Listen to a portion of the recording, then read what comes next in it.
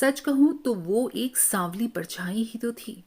तमाम खूबसूरत चेहरों के पीछे सहमी सी, घबराई सी, सकुचाई सी एक छिपती छुपाती परछाई। वह खूबसूरत लड़कियों से चहकता घर मेरी सहेली फरजाना का था। जब मैंने इसे पहली बार अपनी कक्षा में देखा था तो देखती ही रह गई थी। छूने से मैला होता गोरा रंग और टिपिकल खानदानी मुस्लिम नाक नक्श। एक तो छोटा कस्बा और साइंस पढ़ने के लिए लड़कों के स्कूल में जाने वाली एक मुस्लिम लड़की।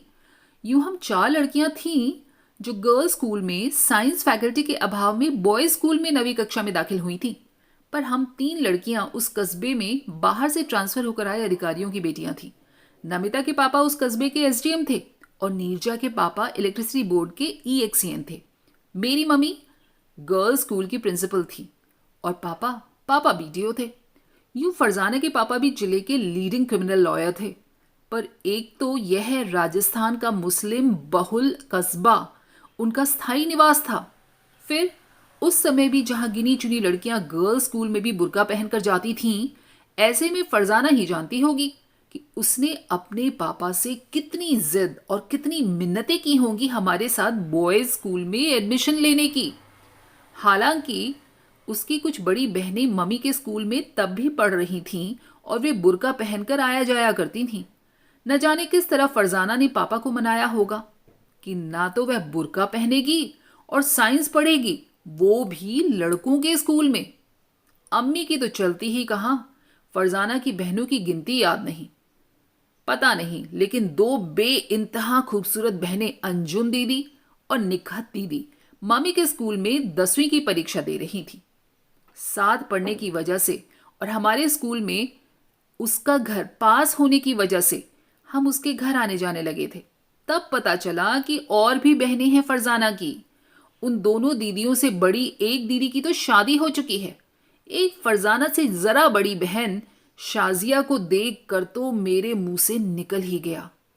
हाय फर्जी, पहले तुझे देखा तो तू खूबसूरत लगी, फिर अंजुम और निखत दीदी तुझसे भी सुंदर लगी, और अब ये शाजिया, माय गॉड, तुम सब इसके आगे तो कुछ भी नहीं हो। और कितनी सुंदर बहनों से और मिलवाएगी यार। शाजिया का पढ़ने में जरा भी मन नहीं था। 5वीं के बाद अम्मी से कह दिया नहीं पढ़ना। अम्मी भी खुश और बेटी भी। मगर शाजिया का कमाल देखते जरदोजी के गरारे कुर्ते काटने में और सुंदरता तो जैसे तराशी हुई थी। तमाम उपमाओं को लगा दो उसके सौंदर्य वर्णन में तो भी कम पड़ जाए। हल्की भूरी बड़ी बड़ी आंखों पे भवरे सी पलकें, तीखी नाक, तराशे गुलाबी होंठ, और सच मानो ये कल्पना नहीं, हकीकत थी। और भी दो छोटी बहनें थी फरजाना की, वसीमा और गुल। गुल तो अब आंटी की गोद में ही थी। ये छुटकियां भी कम न थीं। आखिर बेहद हैंडसम वकील साहब और 40 की उम्र में भी गजब की खूबसूरत आंटी की बेटियां थीं। दो बेटे गुल से जरा बड़े, सुहेल और तुफैल, ये भी माशाअल्लाह गोरे और सुंदर। अक्सर इंटरवल में हम वहीं होते, वकील साहब की हवेली में, कभी आलू के मुगलई पराठे खाते हुए तो कभी जर्दा और कभी सेवैयां। मुझे और नमिता को तो गोश्त खाने में भी गुरेज न था। पर हमारे साथ होती थी ब्राह्मणी नीरजा। आज लंदन में डॉक्टर है। भले ही अब हैम वैम खा लेती होगी। कितने ही दिन तो इस खूबसूरत खानदान में हम लोग आते जाते रहे होंगे। और अंजुम दीदी का निकाह तय हो गया था तब। घर में माहौल बदल गया। रेशमी शरारे गरारे से ले जाने लगे। दुपट्टों पर सुंदर मुकेश और सुनहरी लेसों और मोतियों का काम शुरू हो गया। बीच बीच में गीत भी होते, उपटन लगता, बेला मोतियों के गजरों का ढेर मटता, महकता। फरजाना पढ़ने के लिए इतने बड़े भव्य घर में भी तन्हाई न मिल पाने के कारण चिढ़ जाती। उसे बस डॉक्टर बनना था, बाकी सब उसे व्यर्थ लगता। पर मुझे बहुत आकर्षित करता था वह माहौल। फरजाना का घर हमारे घर से दूर न था। उस पर अंजुम दीदी मम्मी की स्टूडेंट, सो हर रस्म पर मैं वहीं होती उनके घर। शाजिया से मेरी बेहद पटती। उसका खूबसूरत लहजे में बोलना, छेड़ना, रुमानी बातें करना मुझे बहुत भाता। हम दोनों की ही गीतों में, नाचने में खूब रुचि थी और फरजाना इन सबसे चिढ़ जाती। ऐसे में एक दिन शादी के पहले की रस्मों के बीच चहकते गीतों और महकते उपटनों और सरसराते शरारों को छोड़ मैं रसोई घर में पानी पीने के लिए गई तो वहां पर काम करती हुई एक सांवली सी लड़की संगीत के बाद बांटी जाने वाली केसरिया बूंदी दोनों में रख रही थी। रसोई की गर्मी में सांवला चेहरा तप आया था। वो मुझे देखकर मुस्कुराई और बोली, आओ मनीषा, आप मुझे जानती हैं? हाँ बेशक, अक्सर तो आती हो तुम। पर आप? फरजाना की बड़ी बहन हूं।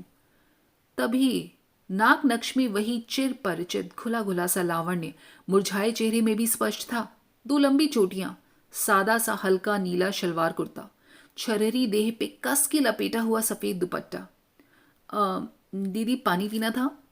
बाद में गीतों में बैठने पर याद आया, इस सांवली लड़की को देखा तो है, पर बस एक परछाई सा, बस जरा सा। रसोई से निकल दस्तरख्वान तक जाना, वहां से रसोई और ढेरों कमरों के बीच किसी कमरे में आते जाते हम अपनी किशोर व अल्हड़ता में कब उस और ध्यान देते। तो मैंने फरजाना से कहा कि तूने बताया नहीं। हाँ, वो अंजुम दीदी से बड़ी हैं, फिरदौस दीदी, फिरदौस नाम है उनका। पापा की यानी मेरी दूसरी अम्मी की बेटी हैं। अलग रहती थी कहीं, अम्मी नहीं रही अब उनकी, तो यहाँ आ गई हैं। इनकी शादी? अरे कोई पैगाम ही नहीं आता, शादी कैसे होगी? मतलब पैगाम नहीं आता? अरे यार, ऐसी तो कहीं बदसूरत नहीं है। नए नक्श कितने सुंदर हैं, लंबा कद, लंबे बाल। तुम सब की हाइट तो कुछ एवरेज सी ही है। बस गोरी ही तो नहीं है तुम सब की तरह। तुम्हारे पापा ही नहीं ढूंढते, है ना? नहीं, हमारे यहाँ पैगाम आते हैं तभी शादी होती है, ऐसे नहीं होती। अरे नहीं आए पैगाम तो क्या बैठे रहो? आते हैं, अपने अपने लेवल के सबको आ जाते हैं, ऐसा भी नहीं है कि बैठे रहो। पूरी शादी में वह सांवला चेहरा जुटा रहा, बेजा कामों में। सुंदर बहनें खिलखिलाती, रेशमी शरारों में सजी दुल्हन को इधर से उधर ले जाती, सजाती। अंजुम दीदी के निकाह में बड़ा मजा आया वैसे। पहली बार मुस्लिम विवाह की सारी रस्में देखी थी मैंने। दूल्हे का इकरार, फिर मेहर की रकम का तय होना। दुल्हन के इकरार के वक्त दुल्हन और उसकी बहनों, माँ, मौसियों का रोना और दुल्हन का एक धीमा सा शर्मीला हाँ कहना। फिर दूल्हे का जूठा लड्डू दुल्हन को खिलाना। मर्दों और औरतों का एकदम अलग अलग इंतजाम होना। अंजुम दीदी की शादी में गुल बस 10 महीनों की थी। सबसे छोटी साली करके उसे दूल्हा बाई की गोद में डाल दिया गया था। पर फिरदौस, फिरदौस उन खूबसूरत गोरी बहनों की सांवली परछाई बनी।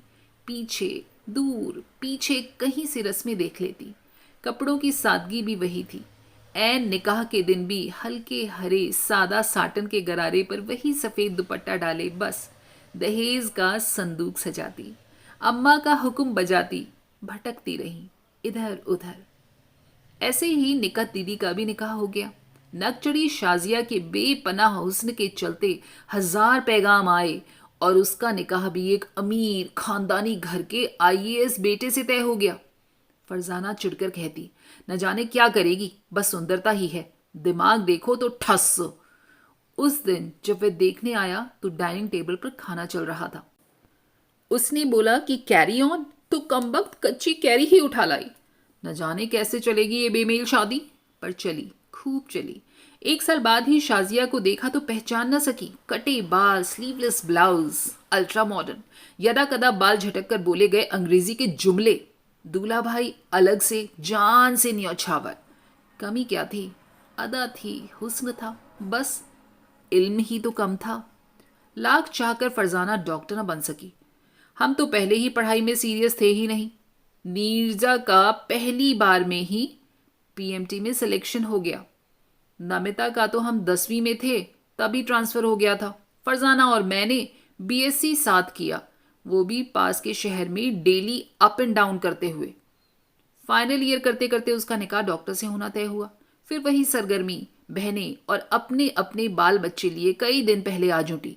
फिर वहीं कुर्तों दुपट्टों पे कढ़ाई शुरू हो गई। जर्दा पकता, उपटन घुलता। इन सब से अब मैं ऊबने लगी थी कि एक दिन यूं ही फरजाना के कमरे में चमेली की लतर से ढकी हुई खिड़की के पास पड़े बिस्तर पर पास पास लेटकर उससे अंतरंग बातें कर रही थी। अरे यार, उस दिन वसीम कॉलेज मिलने आए तो तू कहाँ मर गई थी? अरे चेहरा देखा होता बेचारे का। क्या करती है तू भी? जिस दिन तय किया था उनसे कॉलेज में मिलना, उसी दिन ये हंगामा हो गया था। क्या? बता ना, पता चल गया क्या? नहीं, मेरी बात नहीं, फिरदौस की बात खुल गई। क्या? चल छोड़ ना। नहीं नहीं, बता ना, मुझे नहीं पता। तू, यार तू भी क्या करती है? इडियट। क्या अब तक मुझ पर भरोसा नहीं? और तेरे घर की बात मेरे घर की बात है यार। हम दोनों क्या अलग अलग हैं? वो हमारी हवेली के बगल में एक छोटा सा घर है ना, खपरेल वाला, गफ्फार मासाब का। याद है कि नहीं? हाँ हाँ हाँ, वो घर याद है ना। बोल, क्या हुआ? उनका एक भतीजा है, असलम। असलम नाम है उसका। वो भी एक मास्टर है, यहीं रह रहा था। हमारी रसोई की खिड़की उधर को खुलती थी ना। जाने कब फिरदौस और असलम। फिर फिर क्या, एक दिन असलम घर पर आ गया पैगाम लेकर। पापा पहले समझे नहीं, सोचा मेरे लिए आया होगा। उस पर बिगड़ गए। तब उसने फिरदौस का नाम लिया। तब तक सुहेल ने भी शिकायत की कि उसने अक्सर फिरदौस को उससे बात करते हुए देखा है। फिर उसे तो डांटा ही, बेचारी फिरदौस को जो अम्मी और दादी ने खरी खरी सुनाई है ना, बस। देखा, मैंने भी था, इन दोनों को देखा था, दोनों को बातें करते हुए। पर उसके उदास चेहरे पर एक हल्की सी मुस्कान ने मुझे उसकी शिकायत करने से हमेशा रोक दिया था। क्या करूं मनु, मेरी ही शादी करने का मन नहीं करता। जब उसे अपनी शादी में भी वही सब करते देखती हूँ जो उसने तमाम बहनों की शादी में किया, तो जी भर आता है। शुरू से ही तो वह ऐसे ही रह रही है, खामोश और काम में मसरूफ। शाजिया को तो वह फूटी आंख नहीं सुहाती थी। हम दूसरी बहनें भी अपने में ही मगन रही। अम्मी और दादी ने उससे काम तो जम के लिए हैं, लेकिन बदले में एक प्यार का बोल आज तक नहीं बोला है। अच्छा, असलम क्या बुरा है? नहीं यार, भला आदमी है, पर विडोअर है। उस पर हमारा उनका स्तर अलग है। और फिरदौस भी तो 30 पार कर गई है। तो क्या हुआ? जब इसमें फिरदौस दीदी की खुशी है तो पैगाम भी ना आए, ना अंकल कोई रिश्ता देखें, तो वो क्या करें दीदी बेचारी। बहुत शरीफ हैं, जब देखो तहजीब से बात करते ही देखा है। तो यार तू कुछ कर ना फिरदौस दीदी के लिए। क्या? मैं कर भी क्या सकती हूँ? अपने लिए लड़ती आई है ना तू पापा से। पहले बुर्का पहन के स्कूल न जाने के लिए, साइंस लेकर लड़कों के स्कूल में पढ़ने के लिए। अब थोड़ा फिरदौस दीदी के लिए भी लड़ ले। ठीक कह रही है तू। और क्या, एक अपनी ही अभागी बहन की जिंदगी के लिए तू इतना तो कर ही सकती है ना। हाँ मनु, मुझे अब याद आता है कितनी ही बार मैंने एग्जाम्स में उसे चाय बनाने के लिए उठाया। उसने कभी भी बुरा नहीं माना, बना के दी। तेरा कहना सही है यार। अब जब मैं ही घर में बड़ी रह गई हूं तो वो मेरी बात नहीं टालेंगे। बात करती हूँ। मैं घर चली आई। फरजाना ने न जाने कैसे वकालत की कि जब मुझे कार्ड मिला शादी का तो उसमें दोनों बहनों का नाम था। आखिर बेटी किसकी थी? एक नामी वकील की। फरजाना वेड्स वसीम और फिरदौस वेड्स असलम। शादियां हुई उस हवेली की तमाम शान शौकत के और उन्हीं प्यारी रस्मों के साथ। फरजाना की खुशी दोहरी थी, वह चहक उठी थी। वसीम मियाँ बड़े बातूनी निकले। असलम और फिरदौस दीदी दोनों सहमे हुए तो थे, पर खुशी उनकी आंखों के कोनों से छलक रही थी। फरजाना विदा के वक्त रस्मन आके गले मिली तो मैंने कहा, कमबख्त, झूठ मूठ ही सही रो तो दे। इतनी दूर बॉम्बे जा रही है। वह फुसफुसाई, क्यों रो, रोने की बात क्या है? गांव से निकलकर शहर में जा रही हूँ। उधर पास ही सटे घर में विदा होकर आई फिरदौस दीदी जो जोर जोर से रोई कि बस मुझे लगा कि बरसों की बात बात पर दबाई रुलाई आज फूट पड़ी है। मेरे भी गले लगीं। वसीम मियाँ ने दहेज का सामान इसलिए ले जाने से इनकार कर दिया कि बॉम्बे में छोटे घर होते हैं, इनकन्वीनियंस होगी। और असलम मियाँ ने कहा कि यह उन्होंने पहले ही कहा था कि वे फिरदौस को बस दुल्हन के जोड़े में ले जाना चाहते हैं। दहेज उनके उसूलों के खिलाफ बात है। फरजाना से फिर नहीं मिल सकी क्योंकि वह शारजा चली गई, पर उसकी सांवली परछाई सी फिरदौस दीदी से मैं अपनी शादी के बाद एक बार फिर मिली, मम्मी के ऑफिस में, जब मम्मी एजुकेशन में डिप्टी डायरेक्ट्रेस थी। अरे मनीषा, अरे फिरदौस दीदी, आप यहाँ? हाँ, आंटी से तबादले की बात करने आई थी। किसके किसके तबादले की बात? अरे अपने तबादले की बात। आप? हाँ, मैं टीचर हूँ ना, गर्ल्स स्कूल में, वहीं पर अब प्रमोशन है, पर मैं कहीं और नहीं जाना चाहती, यहीं रहना चाहती हूँ। पर दीदी, आपने पढ़ाई कब की? 12वीं तो फरजाना के कहने पर प्राइवेट किया था वहीं, और शादी के बाद इन्होंने पढ़ाया तो बीए कर लिया, फिर बीएड कर लिया कॉरेस्पॉन्डेंस से। मैं वही सांवली उदास परछाई ढूंढ रही थी जो मुझे कहीं भी ढूंढे नहीं मिल रही थी। दोस्तों, कैसी लगी आपको ये खूबसूरत कहानी? उम्मीद है पसंद आई होगी, तो कमेंट करके बताइएगा, और अगर पसंद आई है तो लाइक और शेयर करने में कंजूसी न कीजिएगा। सब्सक्राइब नहीं किया है तो चैनल सब्सक्राइब कर लीजिए प्लीज़। फिर मिलेंगे अगली बार ऐसी ही दिल छू जाने वाली कहानियों को साहित्य के पिटारे में से निकाल कर। तब तक अपना और अपनों का दिल से ख्याल रखिए, स्वस्थ रहिए और मस्त रहिए। नमस्कार।